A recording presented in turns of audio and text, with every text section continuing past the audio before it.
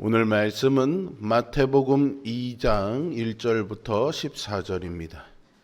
마태복음 2장 1절부터 12절까지입니다. 헤로드 왕 때에 예수께서 유대 베들레헴에서 나시매 동방으로부터 박사들이 예루살렘에 이르러 유대인의 왕으로 나시니가 어디 계시냐? 우리가 동방에서 그의 별을 보고 그에게 경배하러 왔노라. 헤로드 왕과 온 예루살렘이 듣고 소동한지라.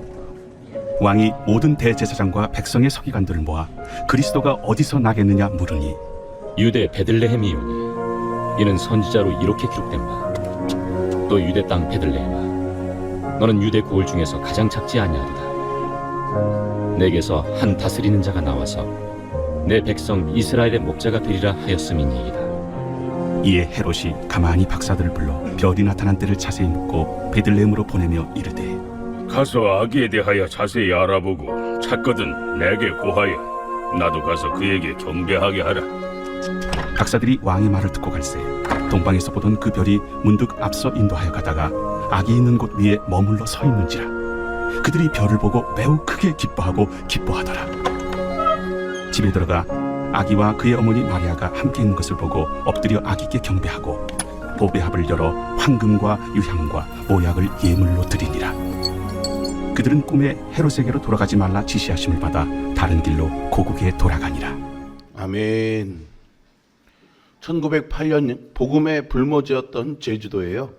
이기풍 목사님이 선교사로 파송되었습니다. 목사님은 13년 동안 11개의 교회를 세우고요. 목사님이 세운 첫 번째 교회는 제주도 최초의 기독교 교회가 됩니다. 이렇게 목사님은 제주도에 복음의 씨를 뿌렸습니다. 목사님의 사택은 늘 거지와 한센병 환자들로 가득했다고 합니다. 일제의 신사참배 명령에도 목사님은 단호했습니다. 나는 죽어도 일본 귀신에게 절하지 않는다. 하나님 외에 다른 신을 섬길 수 없다라면서 말이죠. 결국 목사님은 고문 후유증으로 순교하십니다. 이기품 목사님은 삶으로 드리는 참된 예배가 무엇인지를 보여주었습니다. 본문에도 그런 예배자들이 등장하죠. 우리가 사는 세상은 때로는 칠흑 같은 어둠 속에 있는 것 같습니다. 오늘 본문의 배경인 유대 땅도 그랬습니다.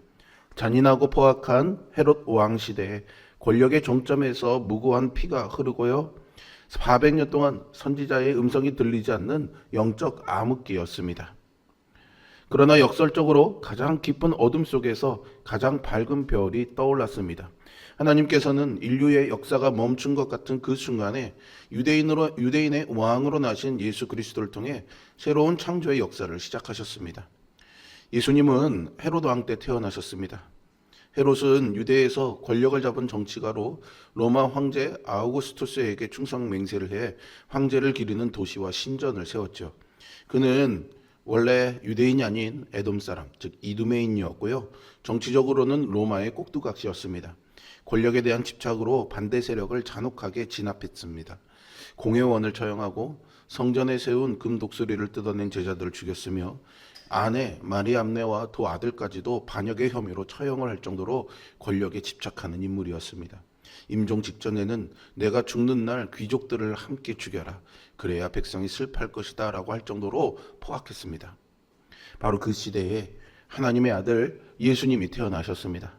마태는요, 오늘 본문을 시작하면서 보라라는 단어를 통해 우리의 시선을 환기시킵니다. 아무도 예상하지 못했던 이방의 박사들이 예루살렘에 도착한 것은 정체된 유대 사회에 던져진 거대한 파문이었습니다. 그들은 이성적인 계산이 아니라 그의 별을 보고 먼 길을 달려왔습니다. 그리고 동방에서 박사들이 별을 보고 예루살렘에 와서 유대인의 왕으로 태어난 아기를 찾았죠. 헤롯은 자신의 통치가 끝날지도 모른다는 생각에 불안해했습니다. 진짜 왕이 오면 가짜 왕이 물러나야 하는 것이죠. 하나님께서는 구도자의 길을 걷는 박사들을 절대로 홀로 두지 않으셨습니다. 박사들은 하늘의 별이라는 일반 계시를 통해서 메시아의 탄생을 감지하고 움직였죠.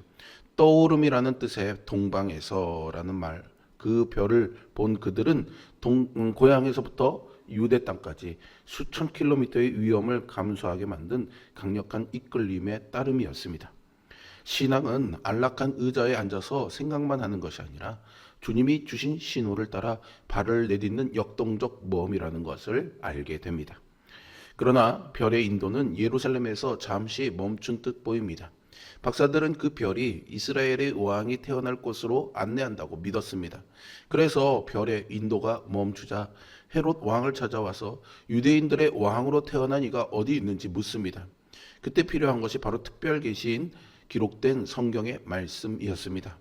헤롯은 대제사장과 서기관을 불러서 묻습니다. 그리스도가 어디서 나겠느냐라고 말이죠. 그들은 정확히 대답합니다. 미가서 5장 2절의 예언에 따라서 유대 베들레헴입니다 라고 말이죠. 메시아의 오심은 예루살렘의 모든 사람의 마음을 시험대에 올렸습니다. 첫째는요, 헤롯의 반응인데요. 그는 소식을 듣자마자 소동했습니다.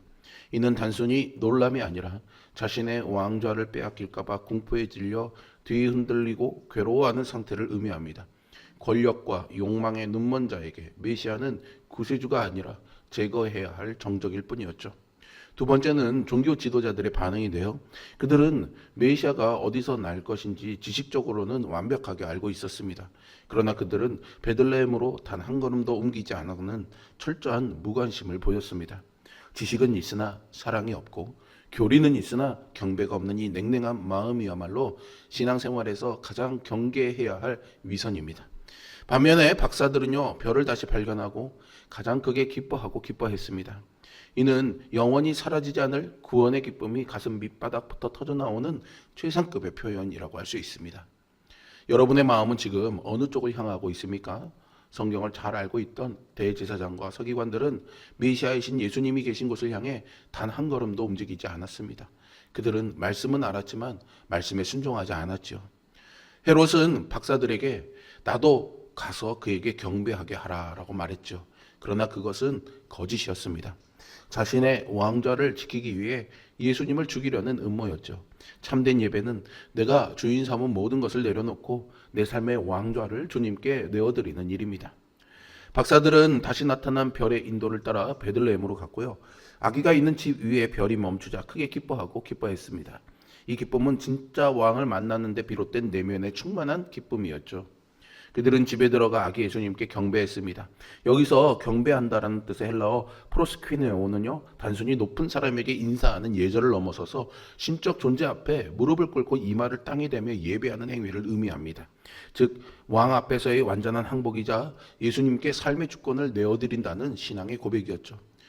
그들은 비록 초라한 집에 누워있는 어린 아기였지만 그 너머에 계신 온 인류의 통치자를 신앙의 눈으로 바라본 것입니다. 경배는요, 빈손으로 하는 것이 아닙니다. 박사들은 자신들의 보배합을 열어서요, 황금과 유향과 몰약을 드렸습니다.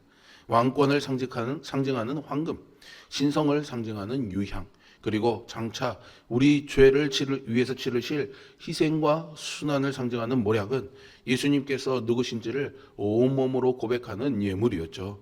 박사들은 자신들의 가장 귀한 것을 드리면서 예수님을 왕으로 인정하고 경배했습니다.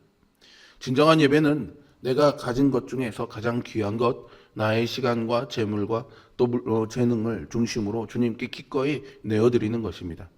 세상의 보물에 마음을 빼앗기지 말고 영원한 가치이신 예수 그리스도께 우리 인생의 가장 소중한 부분을 열어드리는 그런 복된 성도가 되시기를 바랍니다. 하나님은 박사들의 꿈을 통해 박사들에게 꿈을 통해서 헤롯에게 돌아가지 말라고 경고하십니다. 그들은 하나님의 말씀에 순종했습니다.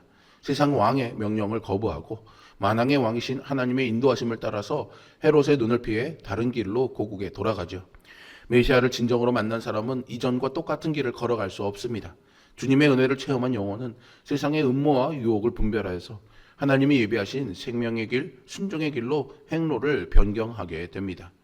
이처럼 진짜 왕을 만난 사람은 더 이상 세상의 기준과 가치관이 지배하는 예전의 길로 돌아가지 않습니다. 삶의 방향이 바뀌고 우선순위가 바뀌며 두려움의 대상이 세상 권력에서 만왕의 왕 하나님으로 바뀝니다. 오늘 누구에게 무릎 꿇고 있습니까? 세상의 권력입니까? 나를 짓누르는 두려움과 염려입니까? 아니면 죄와 사망 권세를 이기고 우리를 구원하신 만왕의 왕 예수 그리스도입니까? 동방 박사들처럼 예수님께 삶의 주권을 내어드리고 가장 귀한 것을 기꺼이 드릴 때 우리는 반드시 세상을 거스르는 다른 길을 걷게 될 것입니다. 오늘 우리 앞에 인생의 별이 떠 있습니다. 때로는 헤롯과 같은 역경이 우리를 가로막고 서기관과 같은 영적 나태함이 우리를 유혹할지라도 끝까지 이 별과 말씀을 따라가십시오. 주님께서는 전심으로 당신을 찾는 자들에게 반드시 임마누엘의 은혜, 즉 하나님이 우리와 항상 함께 하시는 복을 경험하게 하실 것입니다. 오늘도 여러분들의 삶의 현장에서 보배 합을 열어 주님을 높이면서 그분이 지시하는 거룩한 다른 길을 담대히 걸어가야 합니다. 부르신 곳에서 세상과 구별된 순종의 길을 걸으며 그곳에서 하나님의 나라를 세워가는 참된 예배자가 되시기를 주님의 이름으로 축복합니다. 기도하겠습니다. 주님, 우리의 발걸음을 인도하여 주시옵소서. 분명하지는 않지만 확실하게 보여주는 하나님의 계시와 말씀을 따라서 한 걸음 한 걸음 내딛게 될 때 우리도 오늘 동방의 박사들처럼 주님 앞에 참된 경배를 드리며 살아가는 삶이 주어질 줄로 믿습니다. 임마누엘의 하나님이 되어주셔서 우리와 함께 하시는 예수님, 우리에게 세상의 권력과 세상의 풍조와 세상의 힘에 눈을 돌리지 아니하고 오직 주님만을 바라보며 살아갈 수 있는 별이 되어주셔서 감사합니다. 이 별을 따라가며 우리에게 오는 역경과 유혹과 거짓들을 분별해 나가면서 믿음의 길을 걸어갈 수 있도록 성령님 우리를 도와주시옵소서. 그 믿음의 길에서 참된 삶의 헌신과 내어드림을 통해 우리의 삶의 보배 합을 열어서 주님 앞에 헌신하며 드리는 삶으로 하나님의 복의 통로가 될 수 있도록 역사하여 주시옵소서. 주입 속에서도 신실한 믿음으로 주님 앞에 나오는 하나님의 백성들을 기억하시고 오늘도 이 새벽에 간구하며 기도하는 이들을 굳게 붙잡아 주시어서 승리의 길로 인도하여 주시옵소서. 오늘 저녁 신년 기도의 마지막 날 하나님께서 예비하신 거룩한 기름 부으심이 있게 하여 주시고 성도들의 마음이 움직여지고 또 삶의 환경들을 넘어서서 정말 믿음의 용기를 내어 성전으로 향하는 발걸음들이 이어지게 하여 주시어서 오늘 저녁 거룩한 성회되게 하여 주시고 전하시는 강사 목사님의 입술을 통해서 능력의 말씀이 선포되어 우리의 마음이 새로워지고 참된 하나님 앞에 나아가는 믿음의 길에 한 걸음 내딛는 은혜가 있도록 함께 하여 주시옵소서. 예수 그리스도의 이름으로 기도합니다. 아멘.